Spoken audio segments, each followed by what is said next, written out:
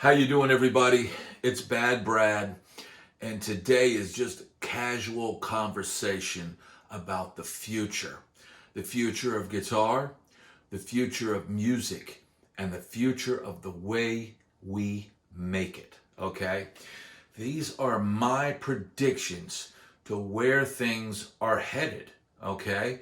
Now, I'm holding here something that was designed in the 50s, right? Was the earliest one, was it a 52 Telecaster or something like that?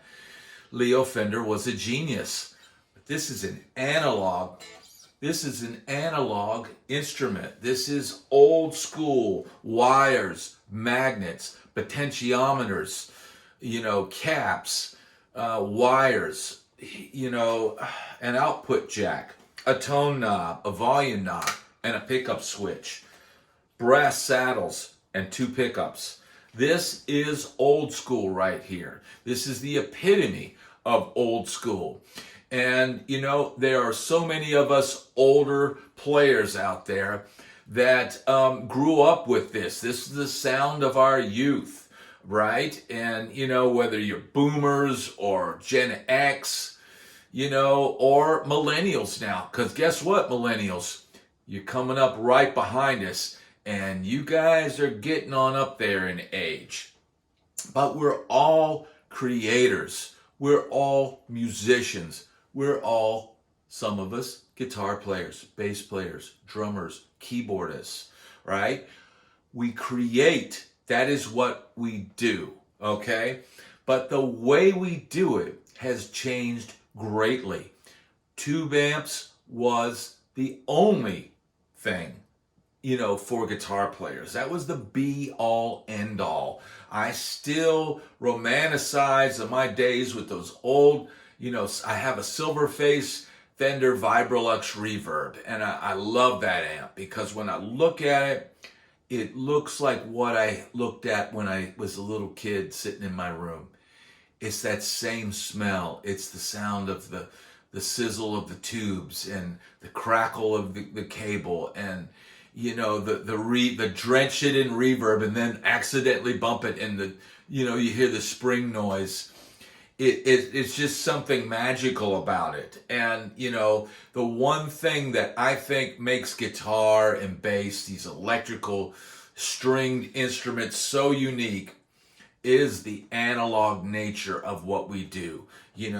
My hands don't sound like Eddie Van Halen's hands or George Benson's hands or Jimmy Page's hands. No matter how much I would want to sound like those guys, I always sound like me, okay? For a long time, I used to just cherish gear, and I cherish, I gotta have this pedal, and I gotta have this guitar. Oh, this is my favorite guitar, and this is my favorite amp, and, I gotta have this if I'm gonna play my gig, I need this. And I'm at the point now where I realize that the sound is in here, it's in here, and it's right here. And it doesn't matter whether I play a $200 guitar or a $5,000 guitar or a $500,000 guitar or amp, Dumble amp. It doesn't matter. I'm still gonna sound like me. And if tomorrow all of my guitars were gone and everything, was gone, I would feel okay because I know I could go down to the local guitar center and find something off the rack and find an amp off the rack and a couple of pedals or a modeler or whatever and get back to being me and creating what I do. Okay? So the gear is kind of irrelevant. Once you realize that and realize your sound is in your heart, it's in your hands, it's in your mind. It's the way that you play. Now, if you're a synthesizer, you're playing synthesizer, hey, that's, it's touch sensitive, but, pretty much what you play is what comes out. With this, every time I play something, I'm not one of those guys who can replicate what I play. If I nail a solo, I'm winging it.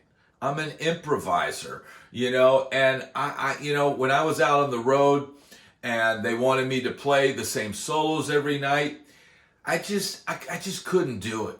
I'll play. I said, look, let me quote the front part of the solo, and then on those last 2 to 4 bars, let me go. Let me off the leash. Let me play. Because, I feel like those times where, the reason why you'd go see a Jimi Hendrix or the reason why you'd go see Eddie Van Halen is for that extra 10 to 20 to 30, maybe even 40% that they're playing off the cuff. And those are the revelations. We all know what Eddie Van Halen played on the record. But when you see him live and all the stuff that he adds to Eruption live, and you hear all the bootlegs of Jimi Hendrix, and you hear how he plays the songs different every night, he made a unique experience for that performance that night. And I honestly feel we need more of that. We do need to go backwards, but we can also go forwards at the same time. I'd like to see more bands ditch the backing tracks. I'd like to see retro bands that go up there with tube amps and go up there and just wing it, and whatever happens, happens. That's real. That's real music. But I'm not opposed to modeling. In fact, I love it. When I'm at the house and I need to get tones super fast, and maybe, the baby's sleeping or the wife's, is working or whatever, and I can't make a lot of racket, man, that stuff is awesome. And you know what? When I was out on the road, and I had a rack with 300 watt heads in it. And, the first head would be the head that I would use. And then the second head was the backup. And the third head was the backup to the backup. Because you're playing, it gets beat up in the back of the trailer. You might get to the next city and the amp sounded great the night before and now it's not working. So, and you're out for 3 weeks. So that's why I carried 3 heads. But if I were to do it again, and I'm not looking to go out on the road, I feel like my road days are over. But if I was to do it again, I would probably use a modeler just for ease of use, and put a rig together with a modeler and a few pedals, and that would be it. Because what the audience is hearing on those big shows, they're hearing everything out of digital amps, and it's getting squashed and compressed and all that. And you know what, to be honest, the tube amps, now, I didn't have an Amp RX brown box at the time, and now if I had to go tubes again, I would probably need one of those. Because the thing is, when you're going from stadiums to clubs to rodeos to God knows what, and that's when you're on tour, it can literally, one week you're plugged into some ratchet ass club with terrible power and there's a constant hum while you're playing, and it's just awful.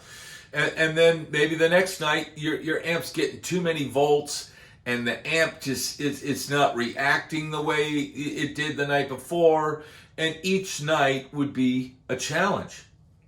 So for ease of use, modeling is great, all right? But you got to say, where is modeling going, all right? The Pod Express, the Boss IR2, these little pedals. But you know what? People are now, more and more, they're using software on their computers. These different companies that have these, apps, and you plug into it, and it's the guy from Polyphia's rig or Rabia Mossad or what, these other guys, they've got their rigs are software that they use, okay? And I haven't had great luck with that. That gets a little bit too removed. I like having something separate from my computer that I can plug into, run into the computer, and go that way. But in reality, things are getting smaller and smaller, right? Rigs are getting smaller. and people need to carry less. It might be difficult to travel. Gas could be expensive, yada, yada, yada. What is the future? Well, it could be your phone. It could literally be, and I know they've got GarageBand on the phone and Amplitude and this and that. But, at some point, somebody's going to make a software that's on your phone that you plug your guitar in through some Bluetooth or some kind of wireless or somehow get it in there. And if they can get rid of the latency and you mount that on a stand and have your 2 or 3 different amp sounds, because look, there's a whole side of the street downtown in Nashville on Broadway. That's one of the biggest, live music scenes there is in the country. And one whole half of the street, no amps. They don't want any amps on stage. So people are using modelers. And, at some point, somebody's going to go in with their phone. Oh, my modeler died or this. I'm going to run into my phone. And I'm sure there's guys doing it already. But I think, that's probably the way. And, as phones get smaller, like the Apple Watch, pretty soon that Apple Watch will be so powerful you won't even need a real phone. So things are getting smaller and smaller. Prices are coming down, and that's a good thing. Would I buy a quad Cortex at this point? No, not for the price that they're offering. You got Tonex, that's a good value. I think, brands like UA, I think they're coming in too hot at $399 for these amp pedals that do 1 amp sound. Yeah, they do a lot of great, variations of the amp, and they cover a lot of territory, and they're excellent. But you can get stuff now for $179, and it's a perfectly viable solution to getting your guitar plugged in, plug into your DAW, and make music. And that's really what it's all about. We just want to make music, make it as quickly as possible. That's why I really do like the Pod Express, because it's just got a few knobs and I don't have option paralysis. When I owned a Fractal unit, I felt like there was just too much going on. I don't like to screw around too much with graphic equalizers and pre-delay and all this kind of stuff. I just want to dial it into my ears, what I want to hear, get it up quick, and go. If you spend too much time twiddling knobs, then you're not putting enough time in on this. And really, this is what it's all about. It's all about making music, not turning knobs. Okay? So that's been my discussion for today. The future of music is certainly going to be interesting. Oh, and also, what about AI? I've gotten used to using AI a little bit in my title creation and helping me with my tags on my videos. But, and now, Logic has an AI mastering thing, and I've been using that.